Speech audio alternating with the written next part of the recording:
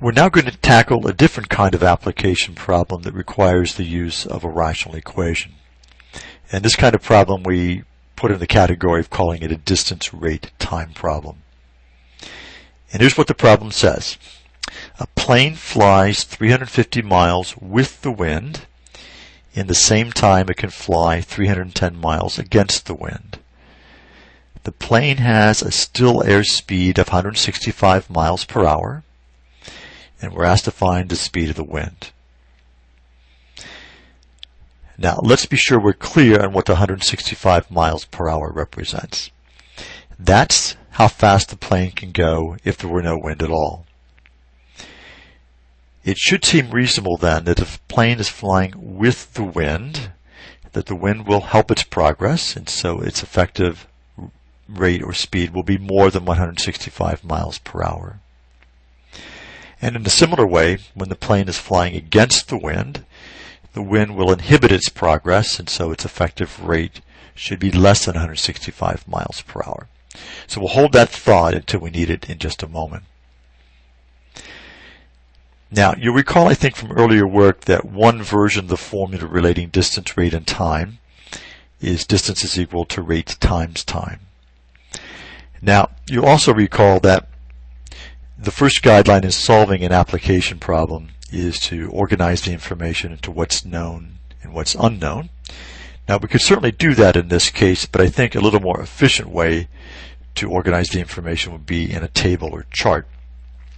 So I've set up a chart here with 3 columns, and we have the 2 conditions with the wind and against the wind.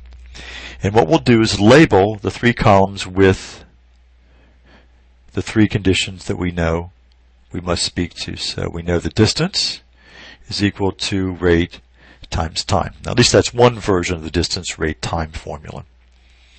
So now let's go to the problem and pick out what it is we know and put it in the appropriate place in the chart.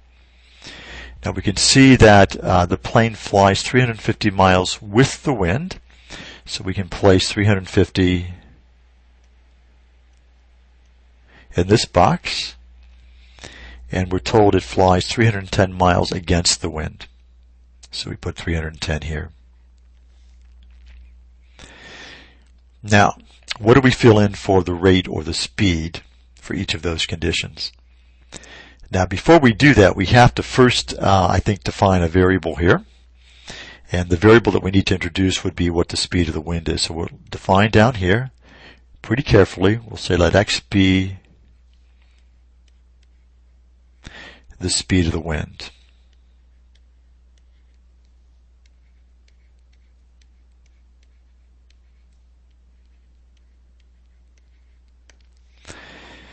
Now, as we discussed a moment ago, when the plane is flying with the wind is going to help its progress. So its effective rate then will be the rate in still air plus the rate of the wind. So we can place in this box then 165 plus x. And when the plane is flying against the wind, it's going to hurt its progress or inhibit its progress. So its effective rate will be then 165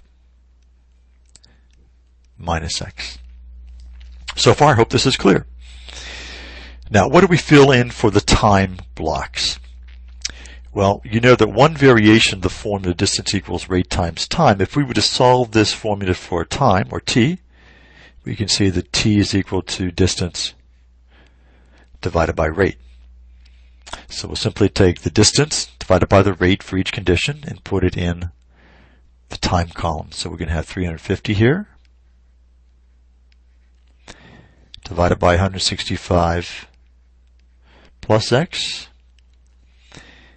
And for the second condition against the wind, the time will be then 310 divided by 165 minus x. So we've now filled in all 3 columns for both conditions. And now what we need to do next is to go to the statement of the problem to determine exactly what kind of equation we need to write. Now, if you go back up to the problem, you'll see that we're told that the time with the wind is the same time as against the wind. And here's the key phrase right up here in the problem, same time. So what we'll do then is simply set equal to each other the two expressions for time that we have in that last column.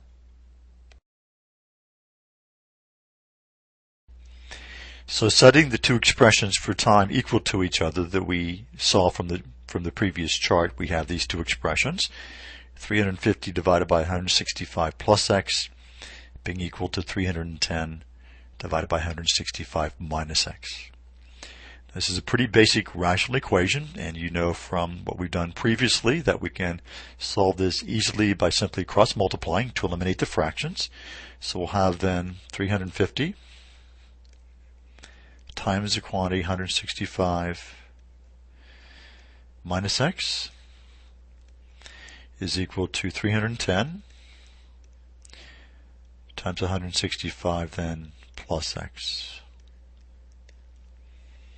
Next we'll distribute on the left hand side, and 350 times 165 turns out to be 57,750. Then minus 350 times x. And on the right hand side, 310 multiplied by 165 is 51,150. Then plus 310 times x. Now I think what might be best to do here would be to let's subtract 51,150 from both sides. So we end up then on the left hand side with 6,600. We have minus 350 x is equal to 310x on the right hand side. Now if we next add 350x to both sides, we have 6,600 then is equal to 660x. And if we divide both sides by 660, we'll find that x then is equal to 10. So that will be, if we want to express the answer then as a sentence, which is always a good idea to do. Being alert to proper units, we can say that the speed of the wind is 10 miles per hour. Now let's next check this result to be sure that we're correct.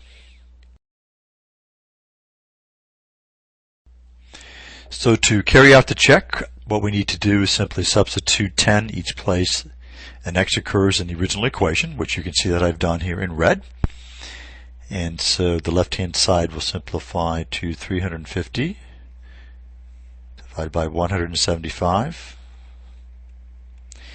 And on the right hand side, this will simplify to 310 all over 155.